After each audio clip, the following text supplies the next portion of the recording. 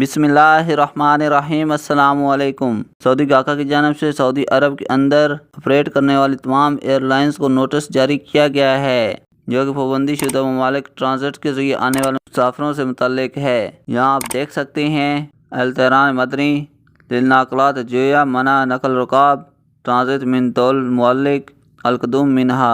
سعودی گاکا کی جانب سے تمام ایئر لائنز کو خبردار کیا گیا ہے کہ وہ ممنوع شدہ ممالک کے ٹرانزٹ کے ذریعے آنے والے مسافروں کو ڈائریکٹ سعودی عرب کے ایئرپورٹس پر نہ لائیں۔ اس کا مطلب یہ نہیں ہے کہ سعودی عرب نے قطر، بحرین یا دوسرے ممالک میں 14 دن سٹے کر کے آنے والوں کو روکا ہے۔ تیسرے ملک میں آپ 14 دن سٹے کر کے آ سکتے ہیں۔ اس سرکولر کی وجہ کچھ ایئر لائنز کی اپنی غلطیاں ہیں۔ مثال کے طور پر کسی مسافر نے قطر میں 14 دن سٹے کر کے سعودی عرب میں انٹر ہونا ہے۔ کچھ ایئر لائنز مسافروں کو ڈائریکٹ سعودی عرب کے ایئرپورٹس پر لاتی ہیں اور یہاں سے 3 سے 4 گھنٹے سٹے کر کے پھر ان مسافروں کو قطر لے جاتی ہیں۔ اس میں پریشان ہونے کی کوئی بات نہیں ہے۔ ایسی اپڈیٹ سے باخبر رہنے کے لیے چینل کو سبسکرائب ضرور کریں۔ شکریہ۔